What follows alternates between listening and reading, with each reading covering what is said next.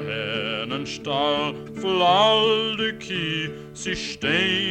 everybody, and welcome to What Magic Is This? A podcast about magic, the occult, the esoteric, the paranormal, the supernatural, and the weird. My name is Douglas Batchelor, and my goodness, we have a fantastic show for everybody today. Now, one of the perks of joining the What Magic Is This Patreon is where my patrons get to vote on what topics will be covered on the show.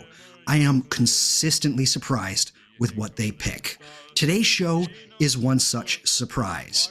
Now, as much as I enjoy and love covering things like consciousness or dreams, I do not think that this podcast shines as well when it covers specific kinds of magic, specific varieties of magic. Indeed, What Magic Is This is at its best when we ask, what magic is this? And so I cannot wait to shine a light on a very regional and very specific sort of magic, which is Pennsylvania Dutch powwow.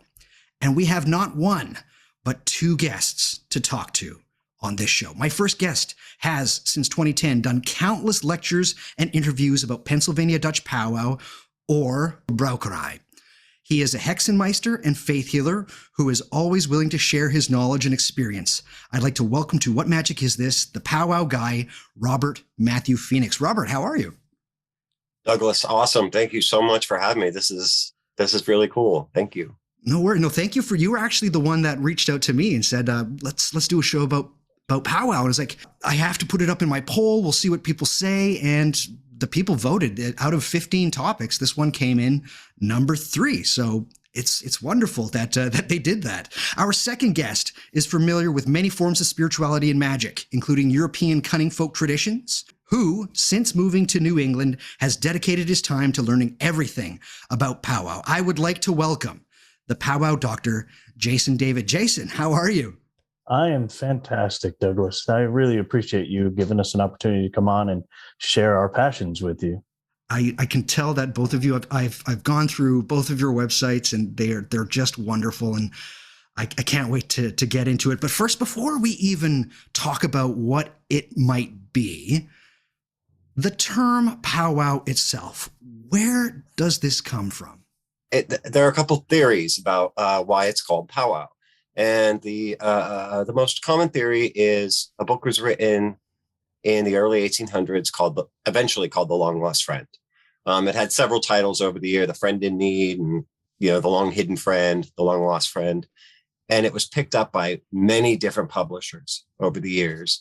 And so in the second half of the 1800s, a publishing company picked it up and they thought, we've got to rename it something else. We want to remarket this book, and they didn't have anything to compare it to.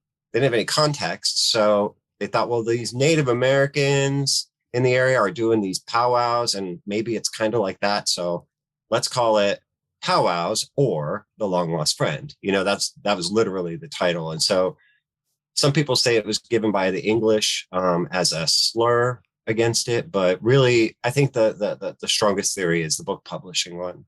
And it's just stuck because the German-speaking people wanted to become Americans. They wanted to speak English. And so the term powwow was more appealing to them as opposed to Braucherei.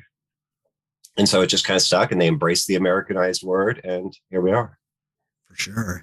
I've heard arguments that it's some kind of like an appropriation word, but I find this argument not very convincing. Right, correct. There is nothing Native American in the Pennsylvania Dutch powwow tradition at all. Nothing at all. There's, not even an atom or a molecule of Native American anything. It's its own tradition, and it's more European, with European roots. Before the what question of what is powwow, could both of you tell us a little bit about the history of the Pennsylvania Dutch and perhaps why the term Pennsylvania Dutch is a bit of a misnomer? Great question for Rob, considering he lives in the culture. Okay. All right, sure. So you had at the Reformation, like the Protestant Reformation, the people were getting away from the harshness of Catholicism, and so the Catholic Church sort of had, this is in Europe, by the way, this is in Europe, they had sort of an anti-Reformation movement where during, I guess around the 1600s, they were actually actively persecuting people who identified as Protestant in some way. The people who received some of the most harsh treatment by the church would have been the Anabaptists, the Mennonites. There's some wicked horror stories. So they wanted to get away from there. They wanted to get away from, Switzerland, all the German-speaking areas, Austria, France. So all these people, they saw that William Penn was creating this like religious experiment of Pennsylvania. He was welcoming everybody who had a good conscience and a belief in God to come and just be what you want to be. And that was really appealing, as you can imagine. Right. So that's even my family came over during those times. They came from Austria because they were German Reformed and they couldn't be that there. So that's really it. But when the Pennsylvania, well, they were called Pennsylvania Dutch because they spoke German, but then they kind of blended with the English and the Irish that were already here. And it just became this sort of unique culture that doesn't exist anywhere else. And so even the German language became odd, and it's still spoken now, but it's called Pennsylvania Dutch. So people who speak German can hear Pennsylvania Dutch, understand most of it, but think it's kind of weird. So that's it. But they very much, they wanted to become Americans. They wanted to be Americans, but they also wanted to hang on to their traditional ways. And so that's, powwow is one of those traditional ways. So that's kind of where we're at now. Pennsylvania Dutch culture is kind of thinning out a little bit. But yeah, German, a lot of Germans came to Pennsylvania and then they just moved west and scattered throughout the country. So German is like one of the most profound heritage. I don't know how to say this. People have more German ancestry than anything else in the United States, but Pennsylvania German is kind of here and a little bit in Ohio, and you know what I mean. It's not really widespread, so it's different. There is a difference between Pennsylvania German and German. So let's ask the big question then. And this is the reason why everybody's here. But what is powwow? So powwow is a religio-magical system that is very unique to the Pennsylvania Dutch. It's really birthed out of the medieval Reformation period, Grimoire tradition, and was taken with them. And it went through some transformations and adapted into, I guess, a really unique perspective, how the Pennsylvania Dutch are living out their faith. And it, and a way for them also to be able to address the everyday issues in their lives. Not everybody had access to doctors and, or even to vets, and they had to address these issues. So these traditions that came with them were really incorporated into their everyday life, and it became what we call powwow. Something that people will come across immediately upon researching something like powwow are the terms Hexanmeister as well as Braucherei. So what are these terms? So powwow operates on a spectrum. I think it's the easiest way to understand this. So there's essentially 4 common points in that spectrum. One is a person who just operates at maybe charm, just knows like a charm or two, maybe dealt specifically burns and would just do something for maybe her children or something like that. The next person would be a Braucher or someone who does powwow, and they're much more adept. They're kind of more known in the community, and people could go to them for multiple things. That doesn't necessarily mean a wide variety of things, but they really specialize in certain things and they address things with the community. But then you had that term you mentioned, the Hexanmeister. Right. The other side of that, which is also important to mention, is stepping out of that is essentially witchcraft or hexerai. So the Hexanmeister is skilled in powwow, but also very skilled in hexerai. And their job or their calling is to be able to address that hexerai and counter that in a way that is efficient. So that may be taking away the power of a witch. It may be removing those curses, which powwows can do some aspects of that. But Hexanmeister has a knowledge that's way more in depth. Wonderful. I love it. So what variety of people were normally drawn to something like powwowing? I would say a lot of farmers, rural folks, like Jason said, people who didn't have access to physicians and such with. And it's like he said, sometimes somebody might just know how to remove warts. It's a charm they learned from their grandmother or whatever. And then other people might know more than that, a couple other things. But also back in the day, and I say back in the day, and you kind of get what I mean. In the olden days, people couldn't understand or explain a lot of the illnesses and things that were happening. And so they thought everything was caused by witchcraft and the devil. Nowadays, we know a lot more, but nowadays we also have a lot more people who are self-proclaimed witches who claim to be putting curses on people. So, the work comes full circle, and it's still important. You found it more amongst the Protestant communities, even though, like The Long Lost Friend was written by John George Homan. He was a Catholic.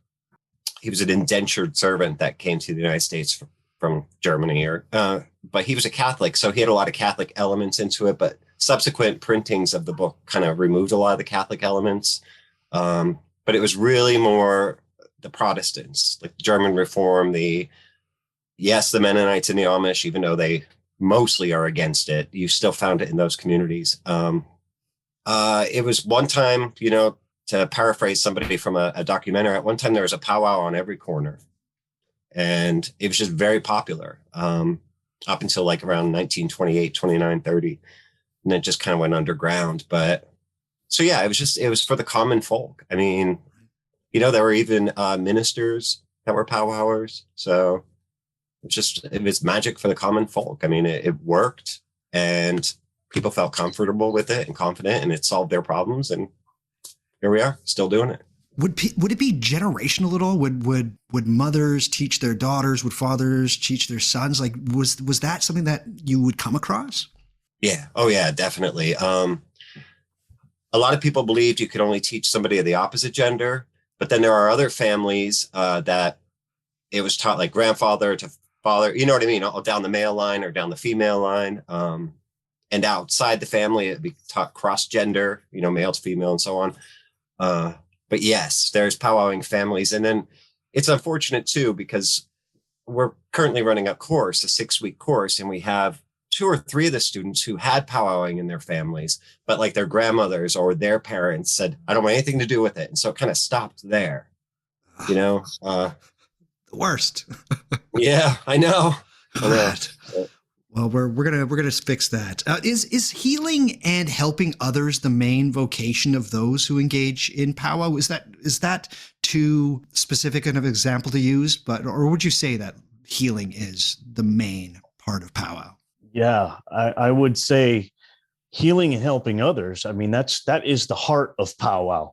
I think without that, you actually would move away from powwow. The opposite of powwow is hexerai, which is very much about self-gratification and the ego in feeding that. And powwow is very much letting go of the ego. In powwow, it's a very Christian-based system. So one of the things we like to say is ego is an acronym for edging God out. So an individual who edges God out and begins to kind of move that away, they're no longer operating from that. They're doing something other than powwow. So yes, I would very much say that helping others and healing is the core of that. Apart from healing, what other things would powwowers engage in? Well, I guess it just depends on the powwower, but like anti-hexerai work, of course. That not all powwowers did that, though. It's like Jason said, people who kind of were like Hexanmeisters, they were really the ones you went to combat witchcraft and such. But you'll just find, in addition to sort of the healing rituals and such, they would also maybe make some like little healing charms and things to wear against the skin. Some powwowers are skilled in doing blessings in gardens and farmlands, that sort of thing, or making protective talismans, or writing up what's called a Himmelsbrief, which is like a letter from heaven, to protect the home and the farm and such against all kinds of misfortune. But yeah, a powwower is very much like connected to their property, their land, their farming. They, in some instances, they might grow their own herbal things and make their own home remedies and such. Not all of them, it's what you do what you can. But so yeah, your powwow is like that. And then in even more rare instances, you might go to a powwow to maybe get like they might read some playing cards for you, to kind of tell you what's going on in your life and such. But it's all very simple. It's a very simplistic tradition. It seems very terrestrial. Would they have any knowledge of things like astrology or anything like that? Yeah. For sure. Yeah. Yeah, especially the work of the Hexanmeister. A lot of the talismans and things that they may make are done in very specific times. It's not just done on a whim. Someone says that they need some help with an individual situation. You take those things in consideration, and it is the celestial bodies play very much a part in that. Something to do maybe with Saturn or the phase of the moon. And so these talismans, and when you make them, the talismans themselves are very geared towards these astrological bodies as well. So that's absolutely an important aspect of that. And how deep we get into that is, I think, like Rob said, it's really per powwow based. Yeah. And you'll see too, the farmers and such, even now to this day, rely on the Farmer's Almanac, and it tells like the best times for planting, harvesting, fishing, fixing your fence post, making shingles for your roof, all based on astrological occurrences. So it's very much ingrained in the Pennsylvania Dutch culture, just that by itself, but it's also very much a part of powwow. I don't know about you guys, but did you grow up with Farmer's Almanacs around the house? Because my family did. Yes. That's amazing. I love it. It's great stuff. So people who practiced powwow are usually fairly religious, as Jason mentioned earlier.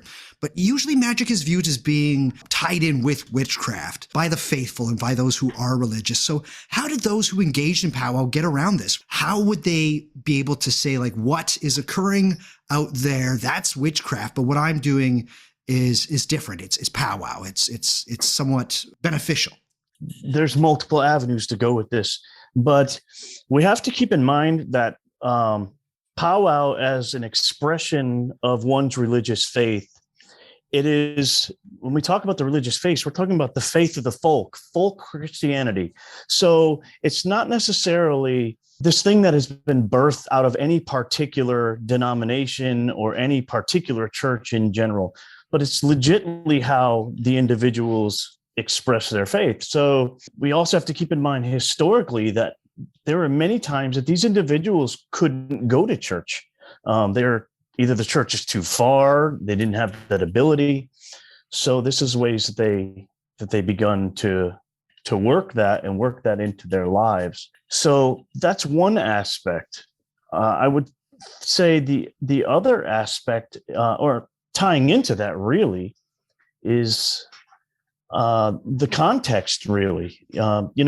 What we call witchcraft today is not necessarily what was considered witchcraft in the 1800s. And what was considered witchcraft in the 1800s isn't even the same as the time of the writing of the scriptures.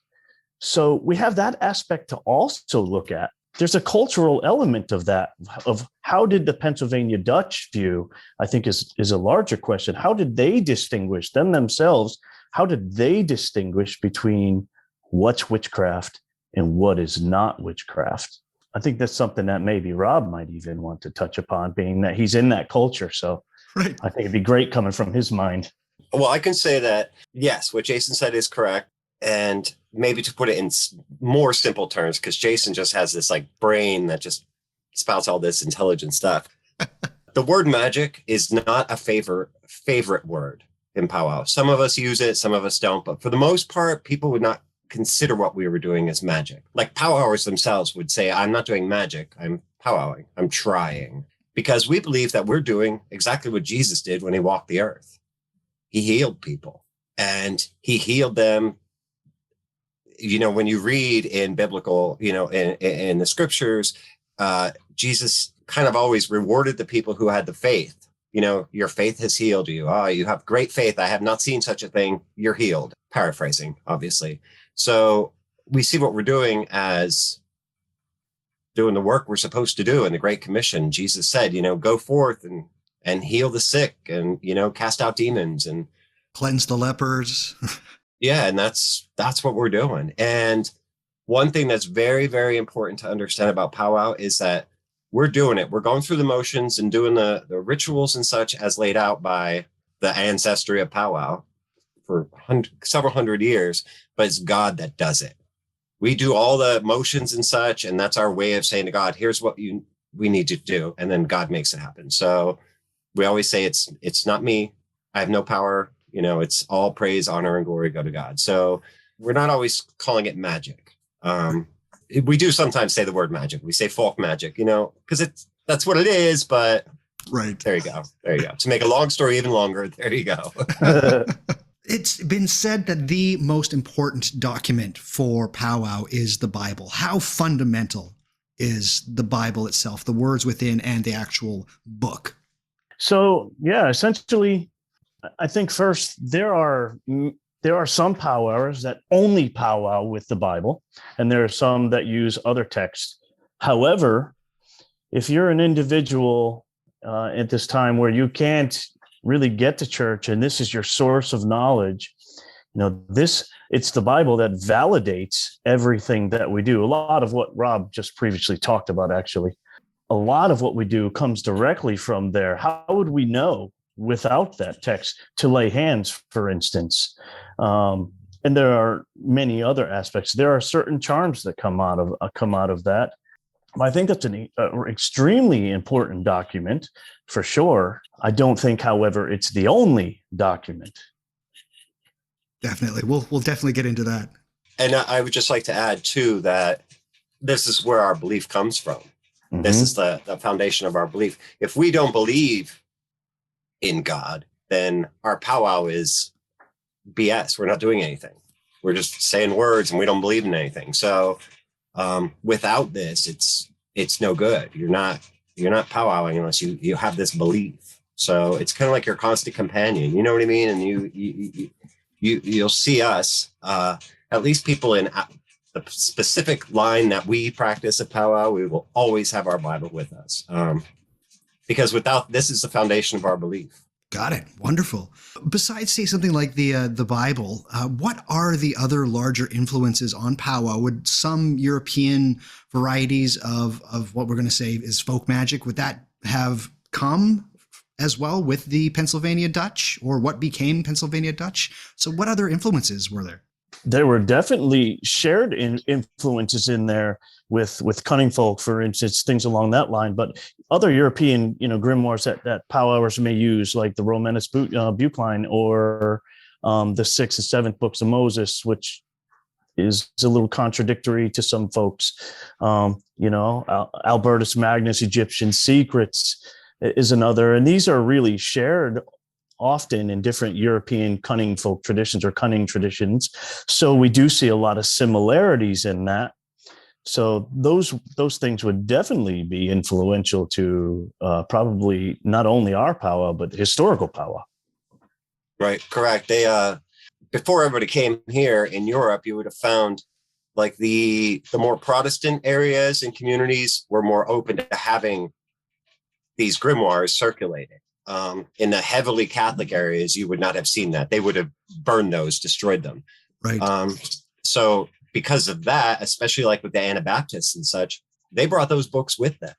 So that's how we had it. They were all in German at the time. And then it was John George Homan who took the best, what he thought was the best out of those collective works and published it in the United States. So that's why we had the first American Grimoire as the long lost friend. But yeah, it really kind of collected the best of the best out of those books and became basically our grimoire for powwow. So would you say that the people that were practicing these things, they were fairly pragmatic with how they would use these books? If it worked, and they would just keep it, and other things that if they didn't, they would just toss aside? Yeah, I would say so. I would say there are some things that people like, especially nowadays, there are some things we just don't use from those books. There's some weird recipes and such, and that's a historical interest, but Right. dangerous in modern times. So yes, my answer to that is yes, but I think Jason has more to elaborate on that. Yeah, I would also say though that not every charm works for every person, because if we had 15 powwowers and we're all using the same exact book, we may all select the same charm, and for whatever reason it may be, however God works, that charm might not work for some people and might work fantastic for other people. So in that aspect, you're going to see that variety and those changes with that as well. So to me, it is very, very much a pragmatic approach on that level for sure.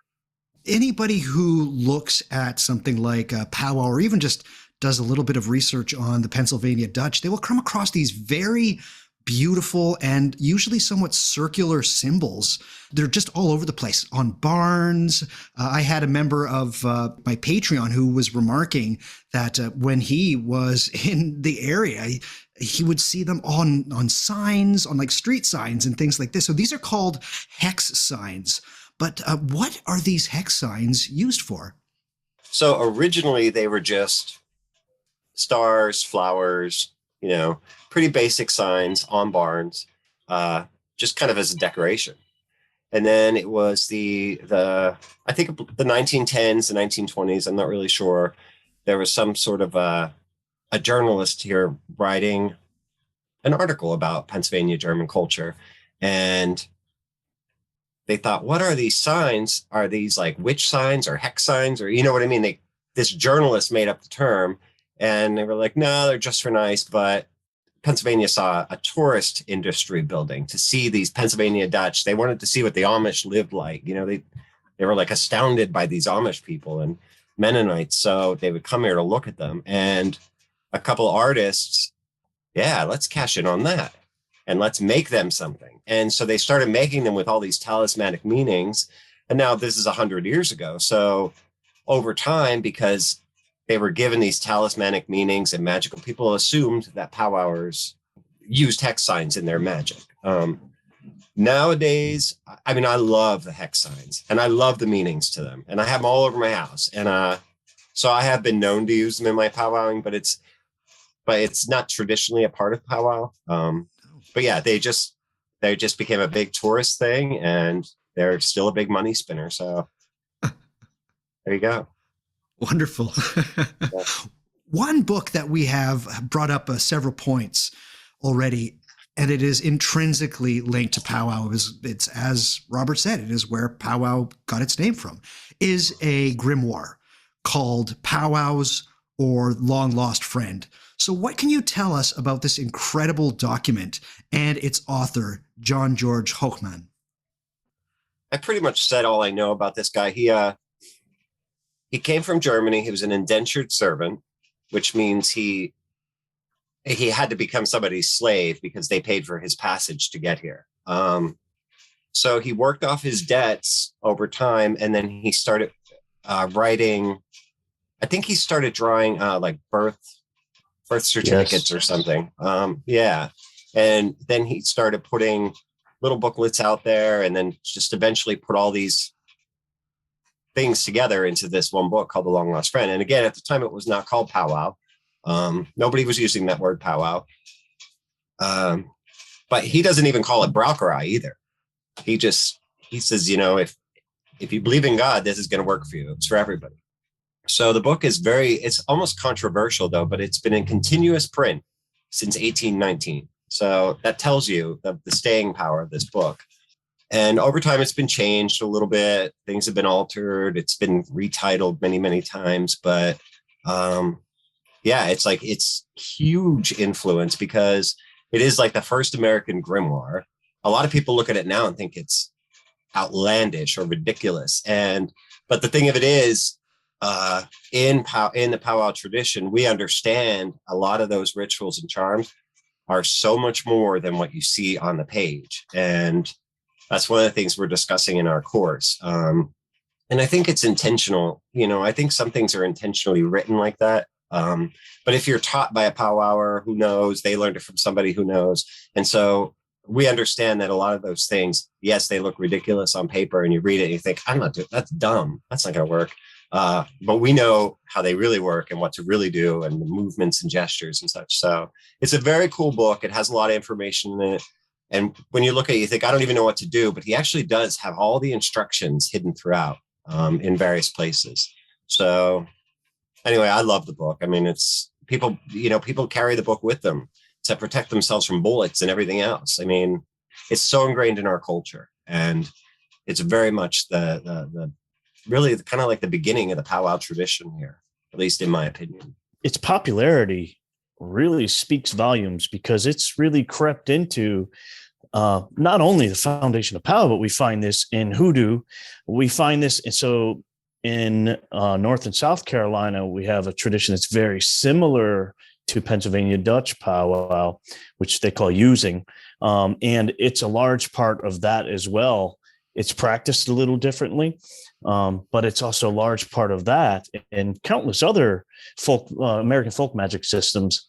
So I think it's really a testimony to its effectiveness and its veracity that it holds here in American folk magic culture. So I love that. It's definitely my go-to.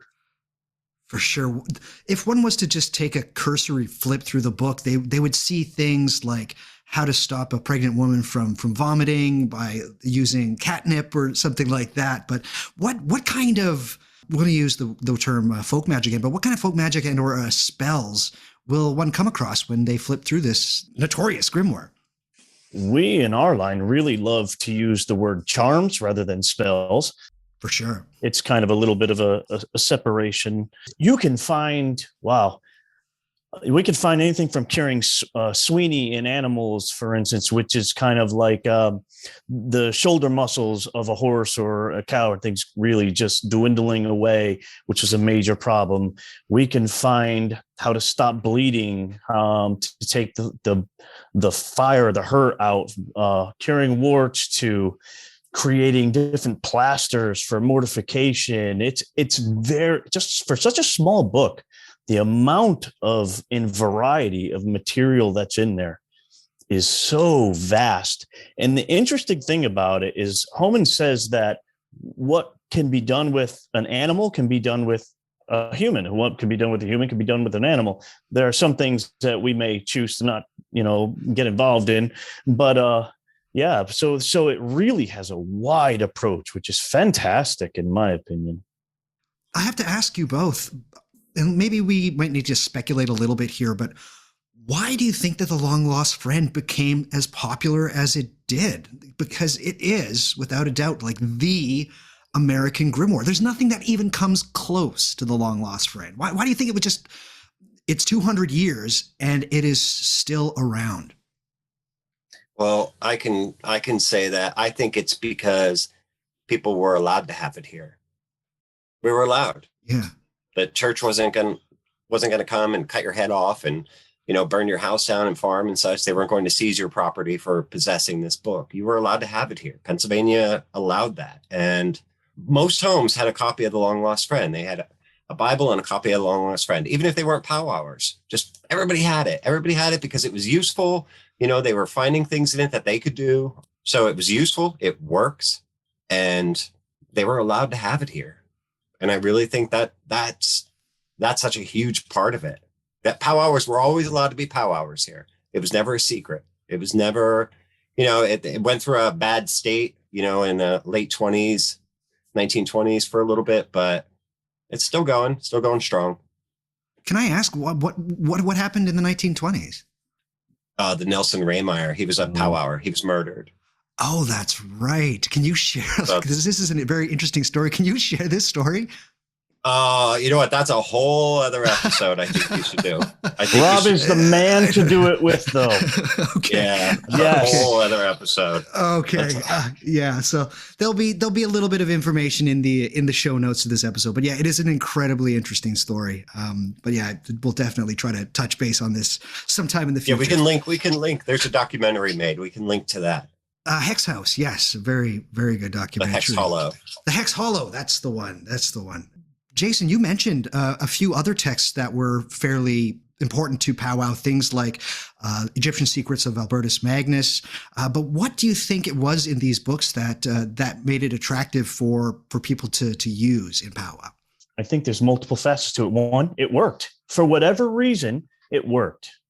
And you're always going to turn to what works.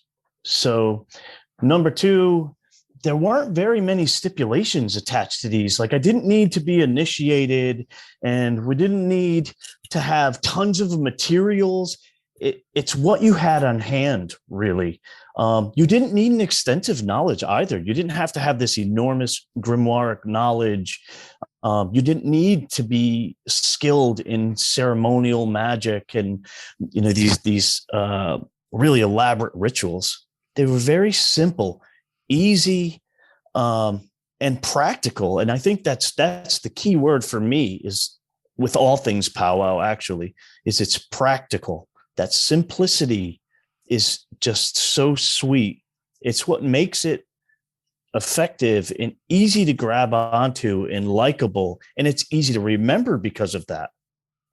For sure. The documents that are used, things like the Egyptian Secrets or the 6th and 7th Book of Moses and Long Lost Friend, is that they are fairly democratized in that sense, that you do not have to be this great, powerful wizard, warlock. It's one of those things where you can pick it up and you can just try these things. Mm-hmm. Yeah, for sure. And I can attest to that just for myself. There are things that I've tried before I was acquainted with Rob and really got deep into powwow. There's things I tried, and it's what drew me. It was so easy, and it worked, and it blew my mind. How does powwow interact with such things as tending livestock and agriculture and other farming practices? And are there any older farming and agricultural powwow practices that you'd recommend for folks to try nowadays?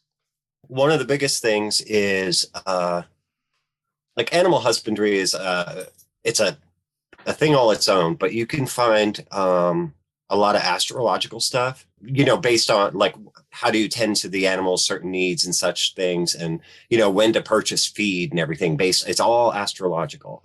When to switch the fields that they're out in, and there's also a lot too that you'll see some of the old farmers would be able to get a sense of what weather was coming based on the behavior of certain animals. Powwowing, actual like powwow things that people might have done would be things to protect their animals, things to cure their animals from various conditions, protect their barns from witchcraft.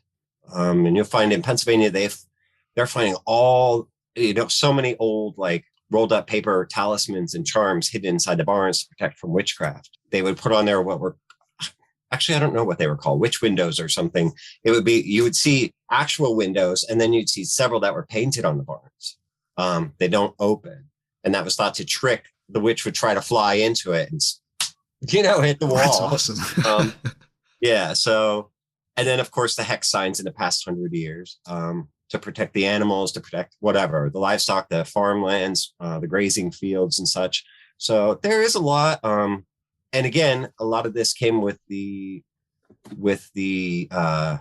Anabaptists, who that's what they do, is they farm and they plant and they harvest and such. So yeah, there's a lot of powwow for that. Can you add anything to that, Jason? Here's another question I can ask. In your experience, or from what you can understand, would there be people that would specialize within livestock more so than helping other human beings? So I think that's multifaceted too. One, there were such things as people known as that specialized. Someone may be known as a horse doctor, and they specialize in dealing specifically with horses. You definitely have people who specialize in things, but then also powwow is very regional. So you had people who are maybe way more out in the boonies than others, or individuals who are in kind of a city like or town like setting that maybe wouldn't be dealing with as much of the powwowing with animals, where the individuals who are working the fields and in there would really be more skilled in that area.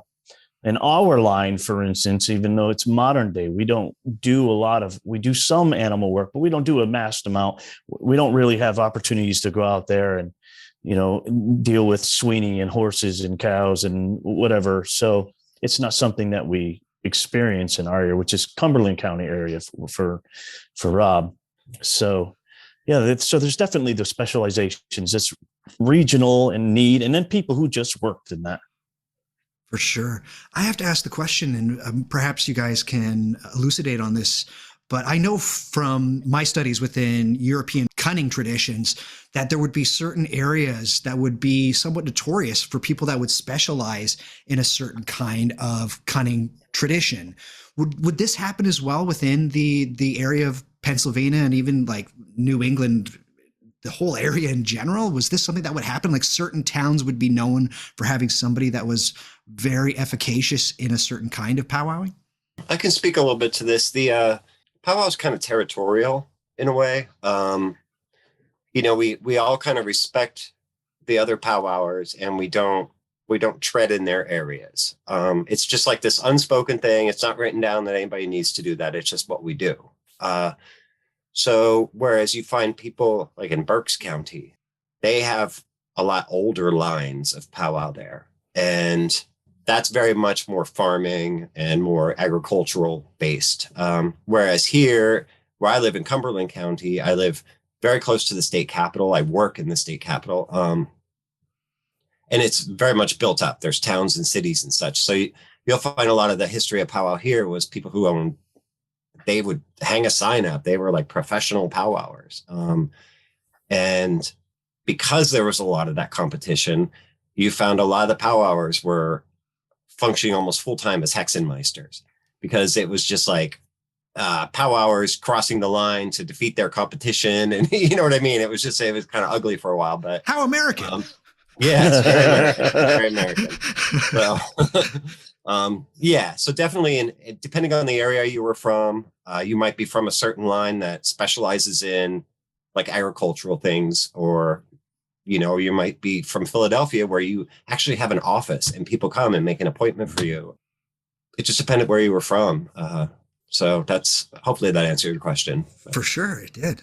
Plants and herbs, are they as important to powwow as they are to some other American traditions like hoodoo, which is based on root work? Are plants and herbs part of the whole powwow curriculum, perhaps?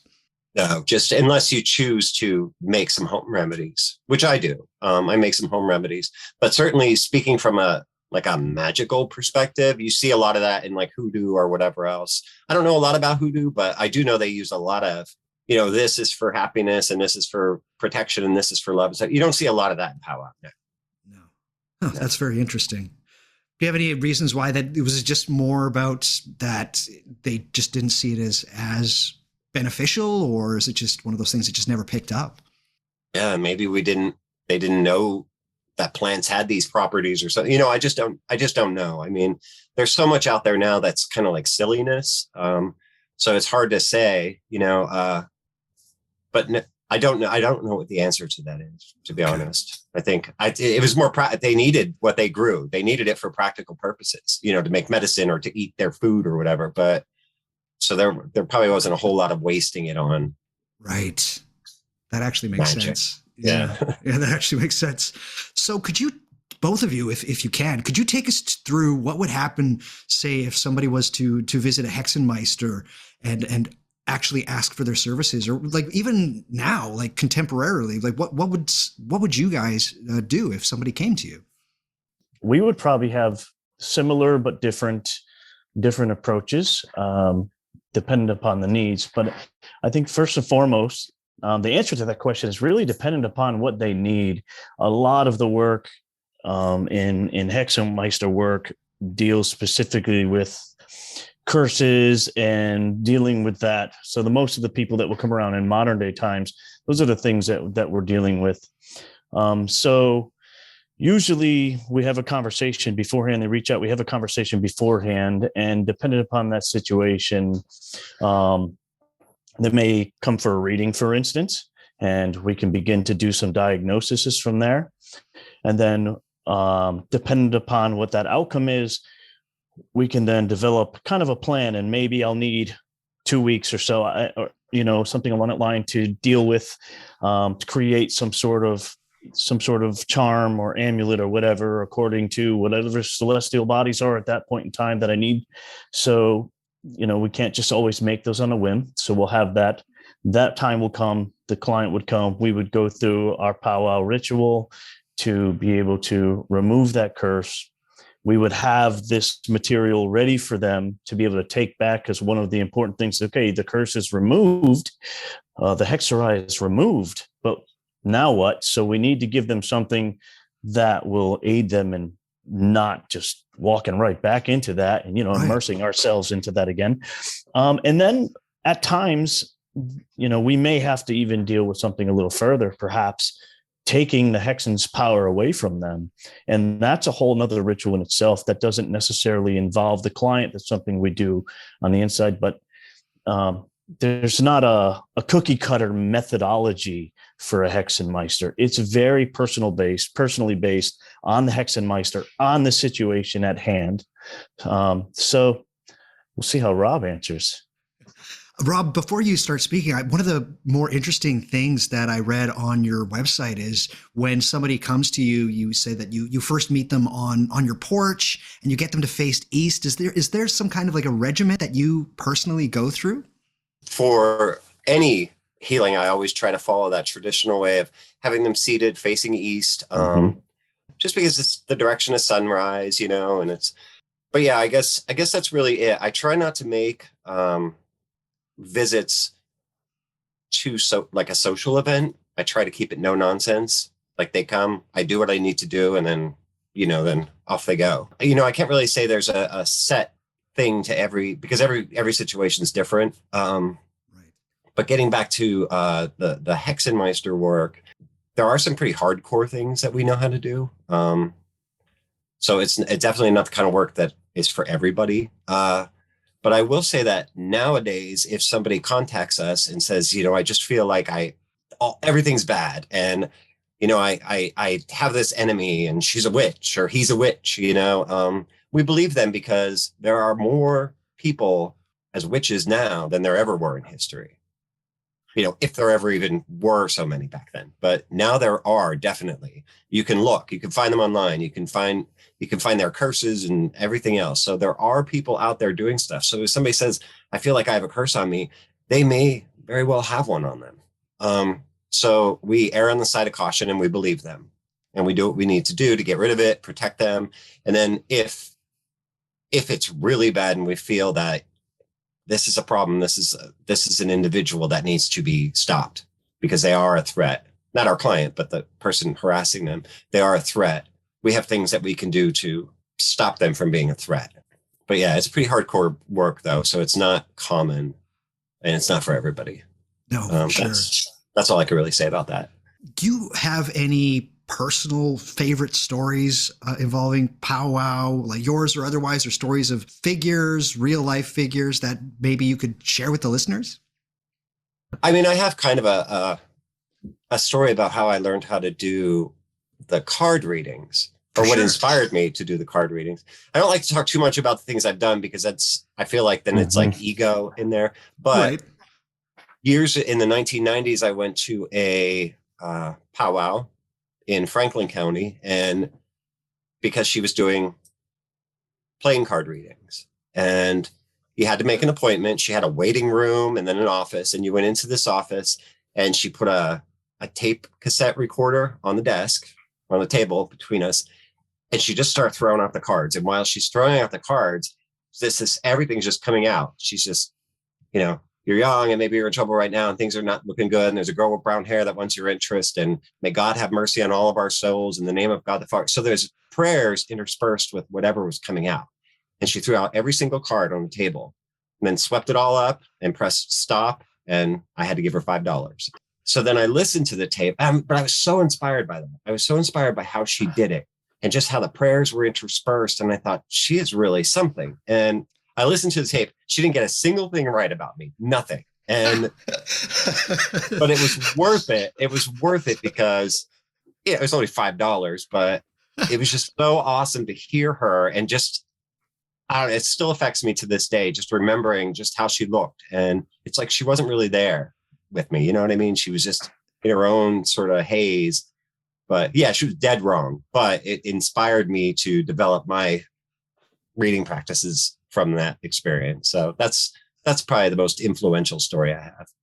I love that, because when you hear the firsthand accounts of in the 18th century of Marie Lenormand, who the Lenormand cards, when people talk about going in to visit her, that's what she did. She would just throw cards all over the place, and she would be talking to like stuffed animals on the walls, and everybody who went in there just said like, it was so bizarre. And we have these cards, but we don't know how they weren't in any way her cards. She would just use the regular playing cards that we use. But that sounds very, very familiar. It's hilarious. From what I understand, according to Napoleon Bonaparte's wife, she was a little bit more accurate with her predictions than the person that you went to, unfortunately. Okay, yeah. What about yourself, Jason? Do you have any wonderful stories you might be able to share, or is there something that really is something you want to let the listeners know about? Once again, I think like Rob, I'm always kind of cautious talking about myself. I would say that probably when I realized that powwow was a powerful force, and it was truly, for me, it was my recognition as truly it was truly of Christian origin. And I am an ordained minister, and I'm involved in deliverance ministry. And without sharing that, I utilized a charm that we would use to drive. This was rather recent, actually. That to drive this entity out of this individual, and it was a pretty. I'm not talking about, exorcism 1970s right. Dramatic, but it was a pretty dramatic event. And it left a person who was an unbeliever to consider becoming a believer. And that person is still walking that path today. So for me, it was a recognition to know that this is ministry, which is so important to me. That's the hook for me, by the way, with powwow. Is that it's ministry. It's not just a hobby. It's how you live your life. And that was my eye-opening. So not as exciting as Rob's for sure. But it was, it's a truthful account to something that's personal and was eye-opening for me. So. For sure. I have to segue into this question, though. Why was powwow a calling for you, Jason?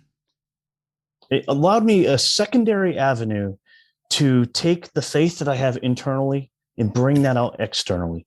Jesus said that the things I do, you'll do greater things. And it's important for us to kind of live that out. It gives me another avenue to be able to express that and help individuals who are in need and people who just feel lost and trapped.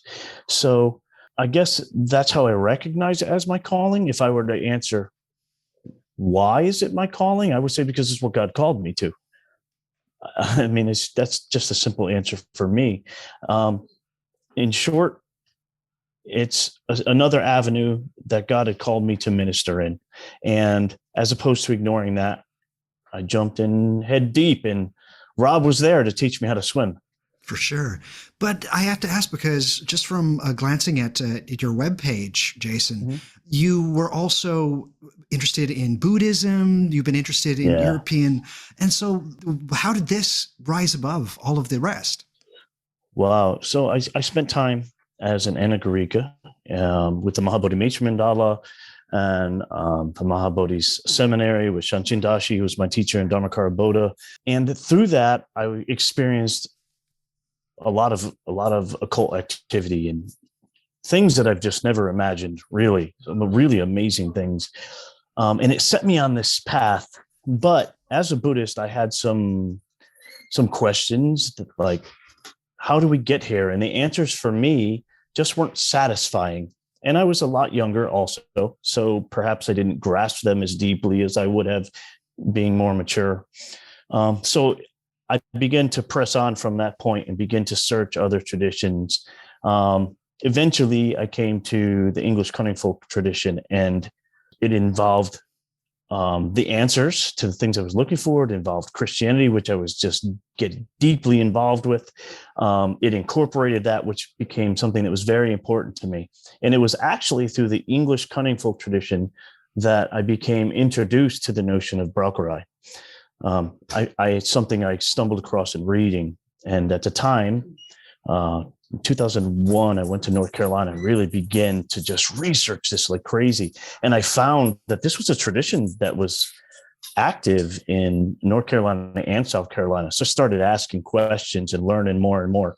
And as time went on, eventually, about two years ago, maybe a little bit more than 2 years, somewhere near there, I came across Rob and started to connect with him. And he was able to provide a lot of answers, and things began to click. So I started to get introduced to some people who would show me some things here or there. And while it wasn't necessarily Pennsylvania Dutch powwow, I recognized this instantly. And the things that were going on, I was reading in powwow, I was like, this is so similar. I could still do this. It was great. So it allowed me to really take everything that I already knew and that I was really passionate about, and really incorporate that. But the main driving point was that it was deeply involved in God, where in the English cunning folk tradition, for instance, the Christian aspect is important, but you don't necessarily need to be a Christian to work that. In powwow, this is paramount. There is no powwow without Christianity. There's nothing more important faith-wise for me than that. So that was the hook, line, and sinker for me. God was in this. God was moving. He's asking me to move with him. So I jumped in on that, and I've been there ever since. Wonderful. Thank you so much for sharing such a personal tale there, Jason. That's really appreciated. How about yourself, Robert? What was the calling for powwow for you? To be honest, when I was younger, I was a kid, I heard about powwowing because we had a local powwower. You know, I heard that she had cured somebody of leukemia. I mean, this is the 80s. Leukemia was kind of popular then. I don't know. But right. One day we had this terrible ice storm, and I was in the bank, and I heard this guy saying to the lady working there that he thought it was the powwower from Catawissa that caused this ice storm. And, you know, I was a teenager, and I thought, I want to be able to do that. You know, I want to cause ice storms. Like, that's cool. And I didn't know powwows could do that. And so I really, you know, this was the late 80s, early 90s.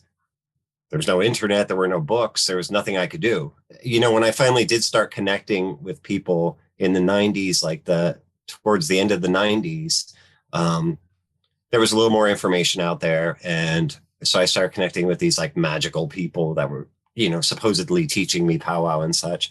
So I went through some drama with that. But once I really learned what powwow truly was, and I just thought, this allows me to be a Christian without having to devote my life to a church and live by tenets and things that I can't live up to. And, you know, somebody like me was not always welcome in certain churches or denominations and such. You just, you know what I mean? You have to sacrifice a part of yourself to, or whatever. So this allowed me to be a Christian and to do the work that a Christian is meant to do. But there's also that element that it's, you know, it's kind of like magic. It's like a folk magic tradition. So it's interesting. It keeps culture alive. It reminds me, my grandparents were not powwowers by any stretch of the imagination, but it reminds me of the days when I was younger, growing up with my grandparents, because they were very Pennsylvania German. So it just makes me feel that what I felt as a kid, you know, that I don't know. They just had a lot of property and a lot of land, and they were old, always old, and making their own sauerkraut and such. And it just takes me back to that. So anyway, that's a calling. That's beautiful. Yeah. I have to ask another personal question, but are there any aspects of your personal practice, Robert, that differ a bit from what would be considered, we'll say the word orthodox powwow? I do something that's called the lesser banishing ritual.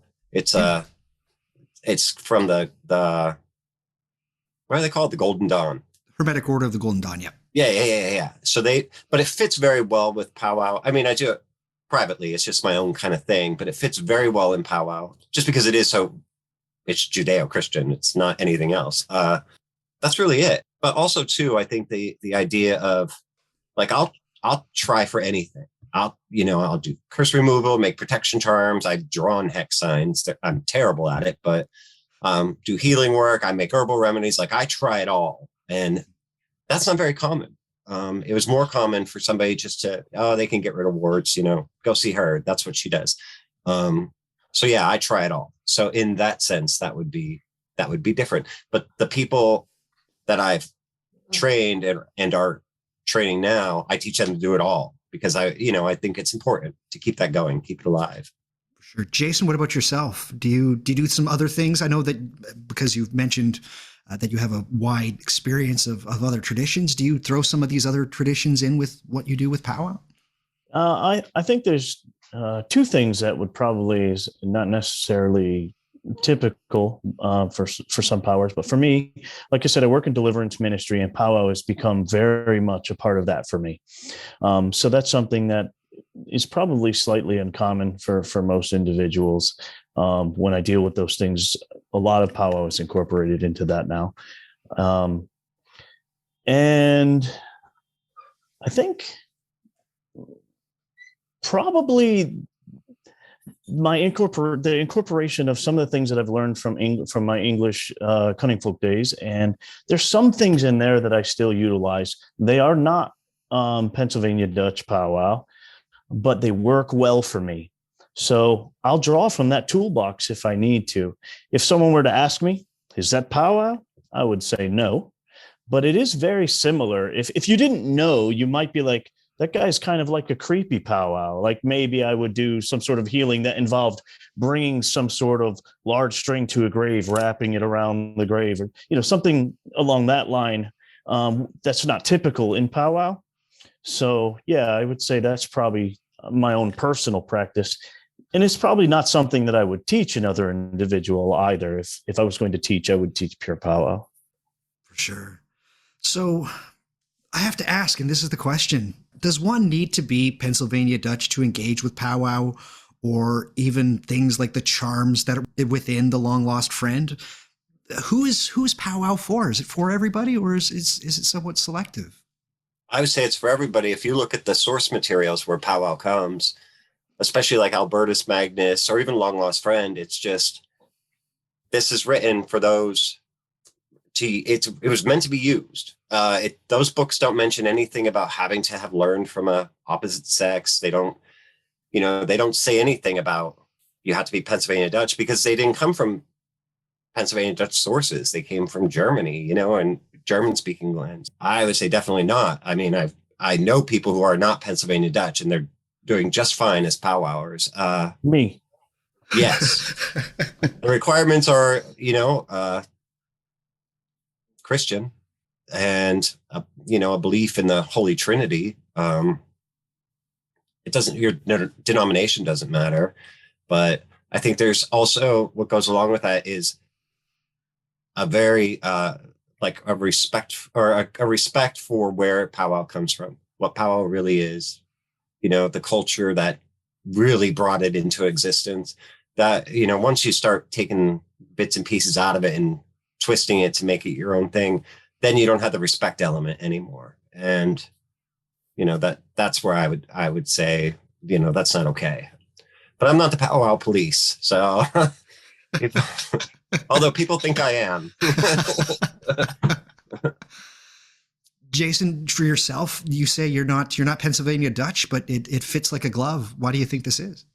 Oh, I do know that I have family from what I call the Schweitzer line through a long time of genealogical research that came from the same area that the Pennsylvania Dutch settled. And I have grandparents, long distance grandparents that settled in the Virginia area while others settled in Pennsylvania. Nelson Raymeyer's wife, Alice Raymeyer, is a ninth cousin. So I have that in there somewhere. Does that have anything to do with it? I have no idea. Perhaps, is it that some of the individuals that I learned some things from in North Carolina and South Carolina, did that qualify as transmission? It was never discussed in that area, or, so I don't know. Honestly, I know that it works. I credit it to my faith.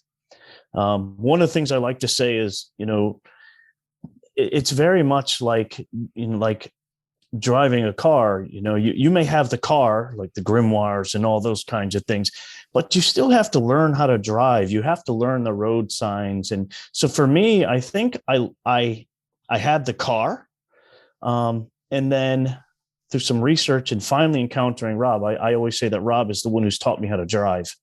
So he's truly an elder in the tradition in my eyes. So yeah, I think maybe that's why it worked, because I learned how to drive finally. I don't really know an on-point answer for that.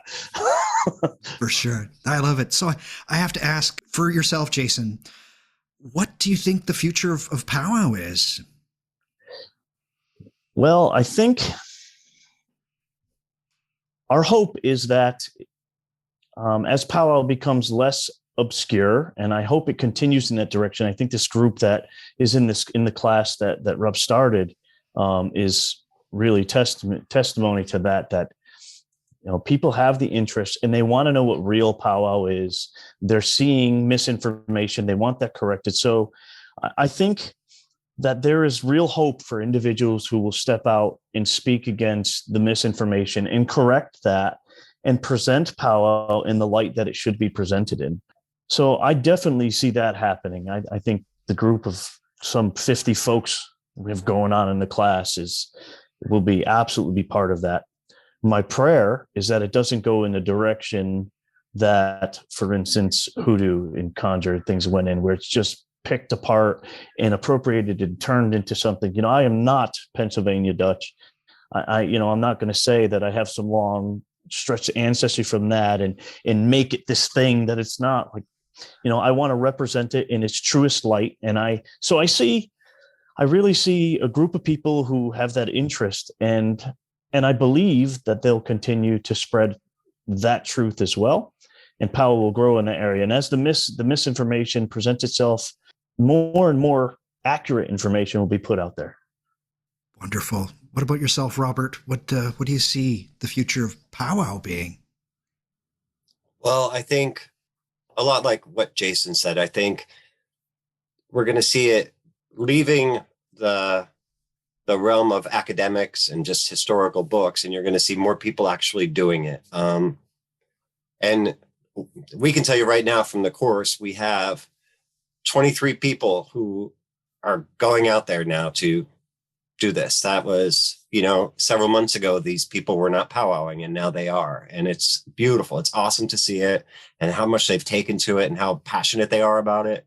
And they just want to, share it with other people. And so I see the tradition becoming more popularly practiced, because we have enough books about it. And so there's enough books. We don't need any more books about it. We need people to show how to actually do it, put it back into their lives. And we're seeing that now. So yeah, I think it has a pretty good future.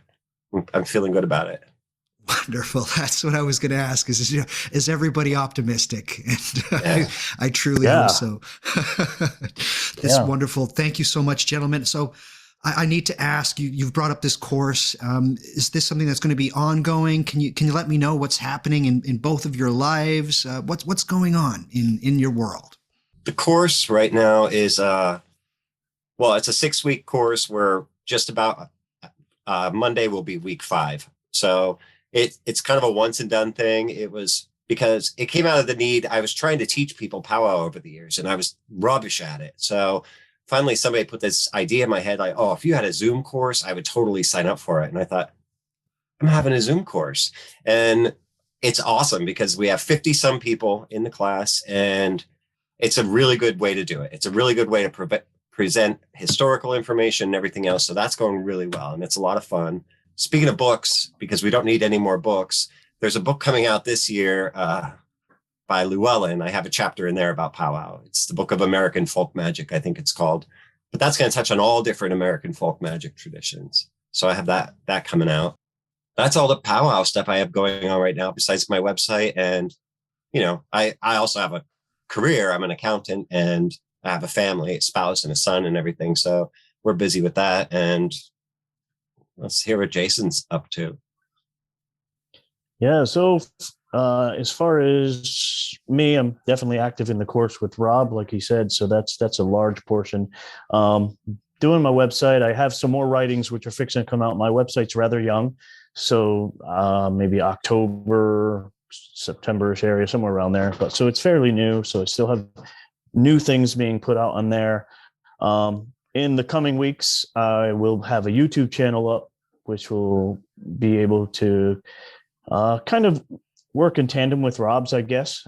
Try to address something. I mean, this guy's put out, if you have not seen his YouTube, you need to, because there is loads of videos on there of true and accurate powwow. So my hope is to get up to that point with him, but and kind of work in tandem on that. I've been asked to do some in-person classes at a local shop here. So we'll see how that goes. And I mean, we'll just see where the Lord leads us, you know. It's an exciting ride. So I'm just kind of riding that out, and where this goes, this goes. For sure. Where can people find your work, Jason? So my website is powwowdoctor.com, and I can always be reached at my email at thepowwowdoctor@gmail.com. Wonderful. And for yourself, Robert, where can people find your website is, I have to say, it is a treasure of information. And I thought that I'd gone through all of it. And then you have this little tab up on the menu that says more. And then you click it, and it's like, oh my God, it's like, that's where There's everything more. is. But where can people find this website of yours, as well as your YouTube channel? Okay. So the website is PAGermanPowwow.com.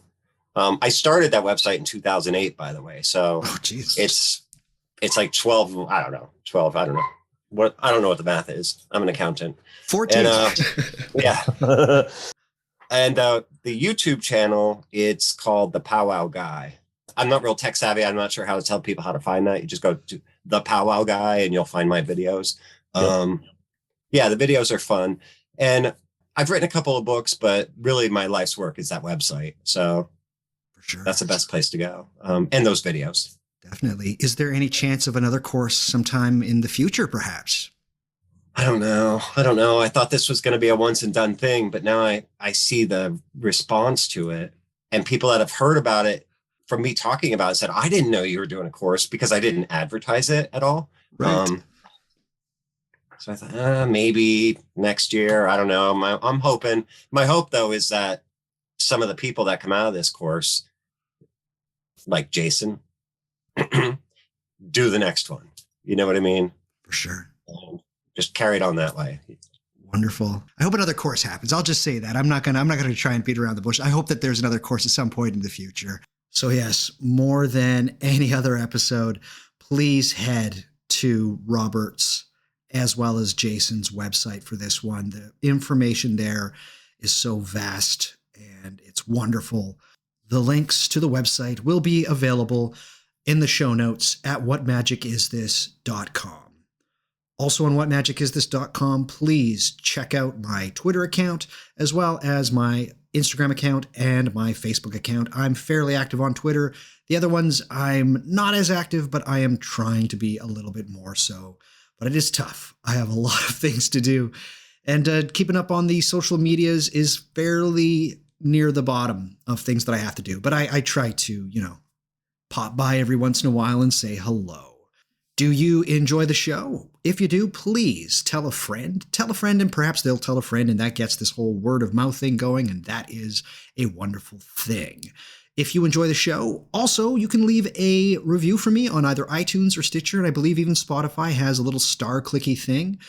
So does iTunes, but if you want to say a few words about me, write a little review for the podcast, that would be greatly appreciated. People do read those reviews, and if they do, they might be more inclined to check out the greatness that is What Magic Is This. Do you think that I'm doing something special here and you really want to support me? Well, now you can in a variety of ways. There's 3 of them. I'm going to take you through it right now. So the first way is the best way, and that is Patreon. I have a Patreon account, patreon.com/whatmagicistthis. You get for only $7 a month. That's it. That's all I ask for. $7 a month. That is the price of a decrepit house plant that nobody wants to buy at Home Depot. That is the price of a fancy cocktail. $7 a month, and that supports my show. You get access to full episodes. I do full episodes on there. I just recently did one about how I come at meditation, and people are loving that. I also have episodes about certain entities like Hermanubis. I have shows about grimoires and Goetia. I just have a ton of extra content, including videos. And these just aren't videos of me staring into a camera and babbling at people. I actually take you through how to set up things like ancestral altars, how to make your own incense, and also showing you some of my knives. Those are some of the video options that are there. That's it. $7 a month. That's so cheap. And it all goes to help me. This podcast is my life. It is everything I do. I wake up in the morning and I am excited to start work. It is a dream come true. And if you want to keep this dream alive for me, I require your support. So patreon.com/whatmagicistthis, $7 a month. Another way of supporting the show is grabbing yourself some merchandise. That would be a t-shirt, mugs, stickers, pins, tote bags. There's so much stuff. You can find that at whatmagicistthis.com. Just head to the menu and then click on merchandise. I have 6 designs up there. I'm trying to make some more because people are really loving what I've got going. Heck, I have bought so much of my own stuff. It is a little bit ludicrous. I might have a problem. I might be buying so much of my own stuff that I don't even know what to do anymore. But anyways, that is a great way of supporting the show, but also a great way when you're walking down the street and somebody sees your What Magic Is This t-shirt and they'll just be like, hey, what magic is this? And you'll be like, guess what? It's the greatest podcast around, sucker. And then maybe they'll listen to the show. Maybe leave out the sucker part. That's kind of mean, but you know what I'm saying. So that's a great way of supporting the show as well as buying some of my stuff. The last way is fairly easy. I have a PayPal me link all over whatmagicistthis.com. There, if you click on one of those buttons, you can donate $5, $10, $20, $200, $200,000. Any amount helps. It all goes back into keeping the lights on here at What Magic Is This. I basically use the PayPal to pay for hosting for the website, for the podcast, for my internet connection, all of these things. It just goes right back into keeping What Magic Is This running. And yes, PayPal me links all over whatmagicistthis.com, but you do not get access to the great material that I have running on the Patreon. Patreon is where I want to see you because we have so much great stuff there. And you also get a link to my Discord server, which is a private Discord server for patrons only. There you can ask me questions directly. You can talk with me. It is wonderful. There's a whole bunch of people from just magic curious to full-blown mages, as well as previous guests that I've had on the show. So yes, 3 ways to support. Patreon was where I want to see you. PayPal, always appreciated. Or grab yourself some merch. That would be awesome. And they look great. I just have to say, the shirts look wonderful. The mugs are fantastic. It's all great. But all of those things, including the links to Robert and Jason's webpage, are available at whatmagicistthis.com on the show notes for this episode specifically. Gentlemen, thank you so much for just being able to share all of this wonderful information. I hope that we have spread the knowledge. I hope we've knocked down a little bit of misinformation as far as what people think when they even think about something like Pennsylvania Dutch powwow. I will have all of the links to everything on the show notes, but please, listeners, go to Robert's Powwow Guy webpage, head to Jason's Powwow Doctor webpage as well. It's both wonderful. There's going to be some wonderful things to look up there. I hope maybe at some point in the future we might be able to talk to you both again, because I feel like we just scratched the surface. There's so much more we can talk about. We can definitely maybe talk about the that hex house that I forget where it is. But anyways, it's a really crazy, wonderful story. But I love it. And thank you both just so much for being here and sharing as much information as you have. Thank you. God bless. I appreciate you having us on. Wonderful. And so that's the show, everybody. And I want you all to come back and hopefully we'll learn about more of this ridiculously wonderful, magical, just charming. We'll just call it charming. We'll call it charming stuff that we like to call magic. Until next time, I want each and every one of you to stay healthy, stay hopeful, and stay luminous. We will talk at you soon. Goodbye, everybody. Goodbye. Can I get a goodbye from the both of you? Bye, everybody. Have a great one, everybody. We'll talk to you soon. All right. Bye-bye. Hallo, halli, hallo, bei uns geht's immer, wie länger, wie schlimmer, halli. Hallo, halli, hallo, bei uns geht's immer ja so.